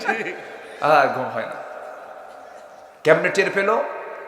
মশা 75 ফুট দূর থেকে টের পায় যখন একটা সলিমুদ্দি শুয়ে আছে। তাহলে আমার চাইতে ওর ঘ্রাণ শক্তি কম না বেশি? আমার চোখে ধরা পড়লো না, কিন্তু মশার চোখে আমি ধরা পড়ে গেছি। আমি মানে ওর রাডারে পড়ে গেছি। আচ্ছা, রোগীকে অজ্ঞান করার জন্য অপারেশনের সময় কি বলে? ওটাকে কি বলে? হ্যাঁ, এনেস্থেশিয়া করে। মশা কি করে জানেন? আপনার এখানে রক্ত খাবে, আগে এনেস্থেশিয়া করে, আগে অজ্ঞান করে। তুই অজ্ঞান হ, সুবহানাল্লাহ বলবেন না আপনি? তাহলে মশা আগে কি করে? এনেস্থেশিয়া করে, আগে অজ্ঞান করে, এরপর হুল ফুটায় দেয়। তুই টের পাবি, তোর বাপও টের পাবে। আল্লাহু আকবার বলবেন না? মশা দুর্বল? কে বলছে মশা দুর্বল? আমার বন্ধুগণ, এই মশা আল্লাহ রাব্বুল আলামিন উদাহরণ দিয়েছেন। আল্লাহর কালামগুলো এই জন্য তেলাওয়াত করা দরকার। ইন্নাল্লাহা লা ইস্তাহি আন ইয়াদরিবা মাসালান মা বাউদাতান ফামা ফাওকাহা। আল্লাহ পাক লজ্জাবোধ করেন না এই সমস্ত প্রাণীর উদাহরণ দিতে, কারণ এর মধ্যে অবশ্যই শিক্ষা আছে না নাই? ইউদিল্লু বিহি কাসীরা ওয়া ইয়াহদি বিহি কাসীরা। নাম্বার 1 হলো, মশা থেকে আমাদের শিক্ষা নেবার অনেক কিছু আছে। এর মধ্যে 1 নাম্বার শিক্ষা, মশা যখন বেশি খায়, বেশি খাইলে পরে মশার হায়াত কমে না বাড়ে? এই 16 বছর যারা খাইছে, কম খাইছে না বেশি খাইছে? মরছে কি দেরি করে না তাড়াতাড়ি করে? কম খাবেন। আস্তে কন কেন? ঠিক কিনা? 11 লক্ষ কোটি টাকা দেশ থেকে পাচার করেছে তারা, বেশি খাইতে গেছে, মরছে তাড়াতাড়ি। ঠিক কিনা? থেকে শিক্ষা আছে। নাম্বার 2, মশা যখন ওড়ে, নাকের কাছে কানের কাছে যখন ভনভন করে, ভনভন আওয়াজ হয় না? ওর পাখাটা নড়ে। পৃথিবীর কোন এরকম মেশিন আজ পর্যন্ত আবিষ্কার হয় নাই। মশা প্রতি সেকেন্ডে তার পাখার ঝাপটাই হলো 300 থেকে 600 বার। 300 থেকে 600 প্রতি সেকেন্ডে মশা তার পাখা নড়ায় 300 থেকে 600 বার। বলেন তাহলে আল্লাহ যে 1500 বছর আগে মশার কথা বলছে, এটা কি কি যৌক্তিকতা আছে না? আছে না? বলেন আছে না? আরেকটা কারণ, সেটা হলো নমরুদ মরছে কিসের কামড় খায় না? বলেন কিসের কামড় খায়? মশার কামড় খায়। আল্লাহু আকবার। তাহলে আল্লাহর কালাম কি তেলাওয়াতের দরকার আসেনি? আসেনি? আমরা আল্লাহর কালামের তেলাওয়াত করব। জোরে বলি ইনশাআল্লাহ। আপনাদের পাবনার ভাষা খুব ভালো লাগে, খাবুলাই তো মাহালুকে। হ্যাঁ, এত সুন্দর ভাষা। হ্যাঁ, তরকারি না দিচ্ছু নাকি? কি কয়? তরকারি, হ্যাঁ তরকারি লেজে থুস না? হ্যাঁ, এত সুন্দর ভাষা। ভাষার মধ্যে কিন্তু মজা আছে। বলি আলহামদুলিল্লাহ। পাবনার ভাষা বোঝা যায়, কিন্তু নোয়াখালীর ভাষা আরো বেশি বোঝা যায়। হ্যাঁ, কি সুন্দর করে। হ্যাঁ, সব ভাষার মধ্যে মজা কে দিয়েছেন? বলেন তো মজা কে দিয়েছেন? আমরা কি আল্লাহর কালাম তেলাওয়াত করব না? জোরে বলি ইনশাআল্লাহ। নামাজে কি লাগে? নামাজের কিসের তেলাওয়াত লাগে? তেলাওয়াত লাগে। তেলাওয়াত ছাড়া কোনো জায়গা নাই। এই জন্য কোরআন তেলাওয়াত আগে শিখবো আমরা। জোরে বলি ইনশাআল্লাহ। একটু কান লাগাবেন, একটু মনোযোগ দিয়ে সবাই শুনবেন। ইয়াতলু আলাইহিম আয়াতিহি কি ওয়া ইউযাক্কিহিম ওয়া ইউআল্লিমুহুমুল কিতাব ওয়াল হিকমাহ। জোরে বলি আল্লাহু আকবার। 1 নাম্বার তেলাওয়াত। 1 নাম্বার কি? তেলাওয়াত। কয়টা কাজে লস নাই? চলতেছে কয় নাম্বার? 1 নাম্বার। এই 1 নাম্বার টেনে নিয়ে অযথা 2 দিন আরো বহু কথা ছিল, এখন তো সময় নাই। ঘুরে দেখবো না? আচ্ছা দেখলাম না, আসেন দোয়া করি। খুবই সুন্দর। বলি আলহামদুলিল্লাহ। শীত কি একটু বেশি পড়ছে না? শীত এর চেয়েও বেশি ছিল? এর চেয়েও বেশি ছিল, আজকে কম। তাই কিন্তু হঠাৎ করে আমার কাছে মনে, আমি তো ওইদিকে ছিলাম, মনে হচ্ছে কুয়াশা খুব পড়তেছে। একটু কুয়াশা পড়েছে মনে হয়। কুয়াশা একটা রেস্ট্রিকশন। জি যাই হোক, আপনারা যারা এসেছেন মাহফিলে, আমি মনে করি এক একজন বীর মুজাহিদের ভূমিকা পালন করেছেন। বলি আলহামদুলিল্লাহ। তবে কি সবাইকে কোরআন তেলাওয়াত করতে রাজি আছেন? নামাজ বাদ দিয়া? হ্যাঁ, নামাজে তেলাওয়াত আছে না নাই? 5 ওয়াক্ত নামাজ পড়বেন কারা কারা, একটু হাত তুলে দেখান দেখি। জোরে বলি ইয়া আল্লাহ, আরো জোরে ইয়া আল্লাহ। আমাদেরকে 5 ওয়াক্ত সালাত আদায় করা তৌফিক তুমি আল্লাহ দিয়া দাও। জোরে বলি আমিন। হাত নামান। কষ্ট পেলেন? আচ্ছা, সম্মানিত ভাইয়েরা, নামাজ পড়লাম, বাপ মাকে ভাত দেই না, এরকম আমার সন্তান তো সুজানগরে নাই মনে হয়, আছে? কিন্তু পীর বাবার দরবারে গরু পাঠায়। পীর বাবার দরবারে কি পাঠায়? গরু পাঠায়। যে গরু পাঠায় সে আরেক বলদ, যে ছাগল পাঠায় সে আরেক রাম ছাগল, আছে না নাই? আচ্ছা, বাবার দরবারে গিয়ে সেজদা মারে, বাবা বাঁচাও। ওই বাবা বাদ দিয়া তোমার বাপকে বলো, আব্বা তুমি আমার জন্য দোয়া করো, একদম আর শাহিনে দোয়া পৌঁছে যাবে। জোরে বলে সুবহানাল্লাহ। ভাইজানের তো আব্বা নাই না? দুইজনই নাই। আহা, আপনি সবার বড় না? আপনারও বড় আছে? মাশাআল্লাহ। শাহাদত ভাই সবার ছোট? আচ্ছা জি, আলহামদুলিল্লাহ। আল্লাহ তুমি এই পরিবারকে দ্বীনের জন্য কবুল করে নাও। বহু ধনী তো আছে দেশে, আমরা তো গোটা দেশে যাই। গতকালকে ছিল হলো ওই যে হারামাইন গ্রুপের যিনি চেয়ারম্যান মাহতাবুর রহমান, তার বন্ধু আব্দুল করিম এনআরবির চেয়ারম্যান, তাদের প্রোগ্রাম গতকালকে সিলেট বিভাগের সবচেয়ে বড় মাহফিল গতকালকে ছিল। তো অনেক দেশের তো অনেকের সাথেই দেখা হয়, পরিচয় হয়। কত বড় বড় গ্রুপ অফ ইন্ডাস্ট্রিজের মালিক তারা, কিন্তু দিনের ব্যাপারে তাদের আগ্রহ কম।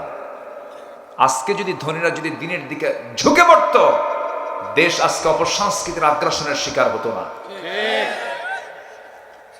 যখন আসলাম মাদ্রাসার সামনে, যখন দাঁড়ালাম, বুকটা শীতল হয়ে গেল। খুব সুন্দর, এত সুন্দর একটা মহৎ উদ্যোগ তিনি নিয়েছেন। আল্লাহ তুমি এই প্রতিষ্ঠানকে কবুল করো। জোরে বলি আল্লাহুম্মা আমিন। সকল সম্পদ যেন কল্যাণে ব্যবহার হয়। মানুষ খায় কতটুকু? খায় বেশি, খায় কি মানুষ বলেন তো? বেশি তো খায় না। সম্পদ যেন কল্যাণে আসে, সম্পদ যেন কাজে আসে, আল্লাহ পাক সেই তৌফিক সবাইকে দান করুন। জোরে বলি আমিন। রাসূল কালকে হাদিসটা বলেছে, রাসূল বলেন, আমার কাছে যদি উহুদ পাহাড় পরিমাণ যদি সম্পদ আসতো, আমি 3 দিনও রাখতাম না, 3 দিনের মধ্যে এগুলো সব খরচ করতাম মানবতার কল্যাণে। আল্লাহু আকবার বলেন। রাসূল তো রাখেন নাই। মক্কার সবচেয়ে ধনী তিনি ছিলেন, খাদিজাকে বিয়ে করলেন, সবচেয়ে ধনী হলেন মক্কার রাসূল মুহাম্মদ সাল্লাল্লাহু। সব দিয়ে 3 মাস পর্যন্ত না খাওয়া। কয় মাস? চুলায় আগুনে জ্বলে নাই। বিশ্বনবীর ঘরে। আল্লাহু আকবার বলেন। এই যে সম্পদটাকে কাজে লাগাবো কার পথে? আল্লাহর পথে। আল্লাহ কবুল করুন। জোরে বলি আল্লাহুম্মা আমিন। বাপ মাকে ভাত দেওয়ার দরকার আছে না নাই? শুধু ভাত দিলেই হবে না, সেবা করা দরকার? একটা প্রশ্ন করি, মা বড় না বউ বড়? হ্যাঁ, ভালো করে কোন, মা বড় না বউ বড়? মাহফিলে মা বড়, বাড়িতে বউ বড়। হ্যাঁ দেখেন, ঠিক কইছে, ঠিক। তাই তো মাহফিলে আসলে মার জন্য খুব দোয়া করে, কিন্তু বাড়িতে গেলে বউ মহাজন হয়ে যায়। আসতে কোন কেন? মার দাম আছে, বউয়েরও দাম আছে। বউ তো সন্তানদের মা, ঠিক আছে, কিন্তু মার সমান কোনো মানুষ পৃথিবী তার দ্বিতীয়টা নাই। এখানে কিন্তু সমস্যা সৃষ্টি হয়। কোন স্ত্রী যদি আপনাকে তার মা থেকে, আপনার মা থেকে যদি সম্পর্ক ছিন্ন করার যদি কোনো চিন্তা করে, একটা কথা মাথায় রাখবেন, যদি কোনো ব্যক্তির দ্বারা প্রভাবিত হয়ে যদি আপনি আপনার মা থেকে যদি ছিটকে পড়েন, পৃথিবীর সবচাইতে বড় বরকত থেকে আপনি ছিটকে পড়বেন। এটা করা যাবে না, কখনো না। মাকে ভাত দেয় না, মার পাশে দাঁড়ায় না। এই নাটোরে মাহফিল ছিল গত বছর। একজন বৃদ্ধা মা, 72 বছর বয়স, আমার কাছে ভাঙ্গা ভাঙ্গা হাতে একটা চিঠি লিখেছেন। আমাকে বলছেন, হুজুর আমার বয়স 72 বছর, 3টা ছেলে 1টা মেয়ে, মেয়েকে বিয়ে দিয়েছি, 3টা ছেলেও বিয়ে করে নিয়েছে। এই 3টা ছেলের ঘর আমার ঘরের চতুর্পাশে। আমার বয়স 72 বছর, এই বুড়া বয়স আমি নিজে রান্না করে খাই। আর আমার ছেলেদের ঘর থেকে যখন রান্না বান্না হয়, সে রান্নার ঘ্রাণ এসে আমার নাকে ধাক্কা খায়। হুজুর দোয়া করবেন আমার সন্তানদের কলিজাটা যেন নরম হয়ে যায়। আমার বন্ধুগণ, অথচ সেই মা যখন ওই সন্তান 4টা যখন ছোট ছিল, ওই সন্তান 4টা যখন ছোট ছিল, যখন ক্যা ক্যা করে কাঁদতো, শীতের মধ্যে ঘন ঘন পেশাব পায়খানা করে দিত, সেই কঠিন সময়গুলোতে মা 1 হাঁড়ি রেঁধেছেন না 4 হাঁড়ি রেঁধেছেন? 1 হাঁড়িতে খাওয়াইছেন। 1 হাঁড়িতে মা 4 সন্তানকে খাওয়াতে পারলেন, কিন্তু 4 হাঁড়িতে 1 মার খাবার জোটে না। কি আমি কি ঠিক কি ভুল বলছি? মাকে ভাগ করে নেয়। মাকে কি করে নেয়? ভাগ করে নেয়। তোর কাছে 7 দিন, তোর কাছে 3 দিন, তোর কাছে 10। ছোট লোক কি আসতে গান কেন? ছোট লোক। 3 দিন 4 দিন 5 দিন 7 দিন করে ভাগাভাগি। কিসের ভাগাভাগি এখানে? মা তার মন যে ঘরে চাবে সেই ঘরেই মা যাবে। কি আসতে গান কেন? যে ঘরে মা দেবে সেই ঘরে বরকত, সেই ঘরে কি বরকত। এগুলো করা যাবে না। আপনি কি জানেন, মা যদি সিগন্যাল দেন আমার সন্তান ভালো, আল্লাহ বলবেন আমার ওই বান্দা ভালো। বাপ যদি বলেন যে আমার ছেলেটা ভালো, আল্লাহ বলবেন এই বান্দা আমার ভালো। রাত 3টার দিকে আমি গত বছর একটা মাহফিলের স্মৃতিচারণ করছি। রাত 3টার দিকে আম্মার সঙ্গে দেখা হয় না বহুদিন। মাহফিলে যাই, বিভিন্ন জায়গায় যাওয়া হয়। 3টার দিকে আমি মাহফিল করে মাকে ফোন দিলাম 1টার দিকে, মা আমি আসতেছি। বুড়া মানুষ, বাবা আসবা তুমি? হ্যাঁ। মোটামুটি 4টা বেজে গেল। দরজায় গিয়ে নক করলাম, চট করে দরজা খুলে দিয়েছেন। বললাম, মা তুমি কি ঘুমাও নাই? মা বলতেছে, বাজান তুই কি খাবি? আমার তো টেনশন হয়েছে, রান্না বান্না করছি। কিন্তু আপনি 3টার দিকে আপনার বউকে যদি বলেন আমি আসতেছি, 4টার দিকে আসতেছি, রান্না বান্না করবা, ঠান্ডার মধ্যে রান্না বান্না করা যায় নাকি? একটা মানুষ কোনোদিন সন্তানের কাছে অভিযোগ কখনো দেয় না, তিনি হলেন মা। শাড়ি দিবেন না, কোনো ক্লেম নাই। কোনো কিছু কিনে দিবেন না, কোনো ক্লেম নাই। কিন্তু আপনি যদি কম দামি শাড়িও যদি কিনে দেন, কম দামি কোনো কিছু যদি নিয়ে যান, সেই মাটা সেই শাড়িটা একে ওকে দেখায় আর বলে, জানো আমার ছেলেটা এই কাপড়টা আমার দিছে, খুব খুশি। মা খুশি হয়ে যান। কিন্তু আপনার বউকে আপনি 4 ভরি পেটা স্বর্ণের চেন দিয়েছেন, বলবে তুমি আমার এই কেটে কি চেন দিলা? অমকের বউরে 6 ভরি স্বর্ণের চেন দিয়েছে। ভাইয়ের জন্য আপনি একটা কিনে দিয়েছেন, সে বলবে আমার ভাই কি কিনে আনছে, দাম কম। পৃথিবীর আপনি কোনো মানুষকে খুশি করতে পারবেন না, কিন্তু মা এমন একটা সম্পদের নাম, যার হারিয়েছে সেই তো বুঝতেছে, সেই তো টের পাচ্ছে। কিন্তু আপনার মার কাছে গিয়ে যদি আপনি সামনে গিয়ে শুধু যদি বলেন, মা তোমার জন্য একটা আপেল কিনে আনছি, মা আপেলটা দেখে বলবে, দে আপেলটা আমার হাতে দে। ছুরি দিয়ে কাটবে, বটি দিয়া কেটে কেটে টুকরো টুকরো করে বলবে, বাজান তোর মুখটা শুকনা, তুই খা, তুই বেঁচে থাক। জোরে বলি সুবহানাল্লাহ। নিজের মুখে কোনো কিছু না তুলে নিয়ে সন্তানের মুখে তুলে দেয় একমাত্র কে? শুধু মানুষের মধ্যে না, প্রাণীকুলের দিকেও তাকান আপনি। এতগুলো খাবার নিয়ে, সবগুলো খাবার একটা পাখি তার বাচ্চাগুলোকে খাওয়ায় দেয়। এই মাতৃত্ব, এই মোহাব্বত কে তৈরি করে দিয়েছেন? আর সেই মা তোমার কাছে বিরক্ত হয়, সে মা তোমার কাছে বিরক্তকর মনে হয়, সে মাকে খাবার দিতে নিয়ে তোমার কৃপণতা আসে, হিসাব করো এত দিতে পারবো না। বাপ মার খরচে কোনো হিসাব নাই, ঠিক কিনা? যা লাগবে। বাপ মা এরকম কিছু চাইও না যে তুই আমার আকাশের চাঁদ দে, এরকম কিছু ডিমান্ড কি কোনো বাপ মার আছে?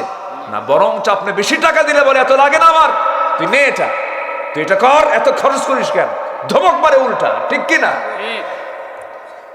পৃথিবীতে 2জন মানুষকে কম দিয়ে সন্তুষ্ট করা যায়, সে 2জনকে বলেন কে? মার বাবা। আসুন না আমরা চেষ্টা করি হকগুলো আদায় করার জন্য। জি, বাবার কথা বলা দরকার না, কে জানে কি কইলো এখানে। আচ্ছা, একটা প্রশ্ন করি, মা বড় না বাপ বড়? বাপ ছোট। আজ থেকে বাপ ছোট। আচ্ছা, বাবার দাম বেশি না মায়ের দাম বেশি? হ্যাঁ হ্যাঁ, মায়ের দাম বেশি আর বাবার দাম নাই। আচ্ছা, বাপ মা যদি নামাজে দাঁড়ায়, ইমাম কে হবে? তো মায়ের দাম যে বেশি, মা কি ইমাম বানান? এখন কোন কার দাম বেশি, ইমামের দাম বেশি না মুসল্লির দাম বেশি? আচ্ছা, পরিবারে গন্ডগোল লাগছে, একটা বিচারে বসবে, ছেলে মেয়ে স্বামী স্ত্রী সব বসছে, বিচারপতি কে? কেন মাকে বলেন? তাহলে বিচারপতির দাম বেশি না বিচার প্রার্থীর দাম বেশি? কে বলেন? হ্যাঁ, তাহলে বাবার দাম বেশি, মায়ের হকটা বেশি। মায়ের কি হক বেশি? দুধ খাওয়াইছে, বাপরে করতে হয় নাই। তারপরে মা ডেলিভারির যন্ত্রণা সহ্য করেছেন, করতে হয় নাই। পেটে ধারণ করা কি যে কষ্ট। যারা বাবা হয়েছেন তারা কিন্তু স্ত্রীর দিকে তাকালে অনেকটা টের পান কষ্টটা কি। একটা জীবিত মানুষ আরেকজন জীবিত মানুষের পেটে টানা, নড়াচড়া হয় না, ডান কাত হলে বাম কাত হয় না, বাম কাত হলে চিত হয়ে শোয়া লাগে, পিঠ লেগে যায়, ভিতরে শুধু খেলে ৪,৫০০ বার মার করে যায় গিয়ে আমরা লাথি মেরেছি পা দিয়া। কত হাজার বার? ৪,৫০০ বার। সায়েন্স বলছে ৯ মাসে। সেই মার হক আপনি কি দিয়ে আদায় করবেন? আপনার গায়ের চামড়া তাও হবে না, ১ ফোঁটা ঋণ শোধ হবে না, ১ ফোঁটা দুধের ঋণ শোধ হবে না। আসুন, সে আব্বা আম্মার সঙ্গে আমরা ভালো আচরণ করা শিখি। আর যদি পারেন বউকে পিটাবেন। কি বউকে পিটানো যাবে? মাদের করে যায় তখন পারেন না, হুজুর এতক্ষণ তো লাইন ভালোই ছিল, আবার এইদিকে আসলেন কেন? যে বউ নামাজ না পড়ে আপনি কি করবেন? মারবেন? হ্যাঁ, দেখছেন, শাসন করাই লাগবে। কি মারবেন? মারা যাবে না। শাসন করতে পারেন, কিন্তু মারবেন কেন? বলবেন, আপনি চোখ রাঙিয়ে বলবেন, চোখের ভাষায় কথা বলবেন। বউকে মারা লোক তো খুব ভালো না। যারা সমাজে বউকে মারে তারা সমাজের খুব প্রশংসা আছে না তাদের? জানো, লোকটা খুব ভালো, বউকে পিটায়, এটা খুব প্রশংসা না? এটা বউকে পিটানো কি সুন্নতে মুআক্কাদা? রাসূল কোন স্ত্রীকে মেরেছেন? তবে ৪টা কারণে বউকে মারা যাবে। কয়টা কারণে শুনবেন? শুনবেন? মারার জন্য দেখছেন, মারার জন্য। হ্যাঁ, যারা কইছে হ্যাঁ, ওরা ওদের বউই নেই। বলেন তো, চেয়ারম্যান বড় না চেয়ারম্যানের বউ বড়? বলেন, কে বড়? বউই বড়। তুমি কত বড় চেয়ারম্যান জানা আছে? তুমি বসো। তুমি কত বড় হুজুর আমার জানা আছে, সব জানা আছে আমার, বসো। কি ঠিক আছে কিনা বলেন? বইয়ের কাছে হুজুরগিরি খাটেন। স্ত্রী তো স্ত্রী, শ্রেষ্ঠ সাথী কে বানায় দিয়েছেন? কে বানায় দিয়েছেন? স্ত্রীকে সম্মান করবেন, স্ত্রীকে মর্যাদা দিবেন, আল্লাহ আপনার মর্যাদা বাড়ায় দিবেন। দাম দিবেন না, দাম পাবেন না। আম্মা জান আয়েশা বলেন, রাসূল আমাকে মাঝে মাঝে হাত পা টিপে দিতেন। সুবহানাল্লাহ বলবেন না? সেবা করতেন। ৪টা কারণে মারা যাবে। নাম্বার 1, স্ত্রী যদি নামাজ না পড়েন। নাম্বার 2, রোজা যদি না রাখেন। নাম্বার 3, যদি কি বলে স্বামীর যদি আনুগত্য না করেন। নাম্বার 4, সে যদি সতীত্বের মর্যাদা যদি না রাখে, সতীত্বের হক যদি আদায় না করে, সতীত্ব যদি না রাখতে চায়, পর্দায় যদি না থাকে। এই 4টা কারণে স্বামী তার স্ত্রীকে মারতে পারবেন। তবে মারার ক্ষেত্রে শর্ত হলো, পকেটে যে মেসওয়াক থাকে সেটা হচ্ছে 9 ইঞ্চি মেসওয়াক। এই 9 ইঞ্চি মেসওয়াক দিয়ে আপনি তাকে মারতে পারবেন, তবে মুখে নয়, নাকে নয়, কপালে নয়, বুকে নয়। 9 ইঞ্চি মেসওয়াক দিয়ে যদি কোনো মানুষের সামনে যদি তার বউকে মারতে নেয়, দেখে কি বলবে? মারে না সোহাগ করে। লাইনে ছিলেন, উপায় না, মারা যাবে না। স্ত্রীকে মারা ঠিক না। রাসূল কোন স্ত্রীকে মেরেছেন না। আল্লাহ তুমি সবাইকে বোঝার তৌফিক দাও। জোরে বলি আল্লাহুম্মা আমিন। প্রচুর কুয়াশা পড়ছে, আপনার গায়েও পড়ছে। যতটুকু হয়েছে আমরা বলে ফেলি আলহামদুলিল্লাহ। আরো 2টা। হ্যাঁ, জি জি জি, হ্যাঁ। ওয়া আকামুস সালাহ। নাম্বার 2 হচ্ছে যারা নামাজ কায়েম করবে। যারা কি করবে? নামাজ কায়েম করবে। জি, যারা নামাজ কায়েম করবে, নামাজ পড়বে এবং নামাজ কায়েমের যারা সংগ্রাম করবে। আমার দেশে কি নামাজ কায়েম আছে? আমার দেশে কি নামাজ কায়েম আছে? নামাজ কায়েমের সংগ্রাম করা ফরজ। নামাজ কায়েমের সংগ্রাম করা কি ফরজ? এটা 2 নাম্বার। নাম্বার 3 হলো ওয়ানফিকু মিম্মা রাযাকনাহুম সিররান ওয়া আলানিয়া, যারা আল্লাহর পথে খরচ করে গোপনে প্রকাশ্যে। গোপনে প্রকাশ্যে। বাম হাত দিয়েছে ডান হাত জানে না, ডান হাত দিয়েছে বাম হাত জানে না। আল্লাহ পাক বলছেন আমি তাকে আরশ আজিমের ছায়ায় জায়গা করে দেব। জোরে বলে সুবহানাল্লাহ।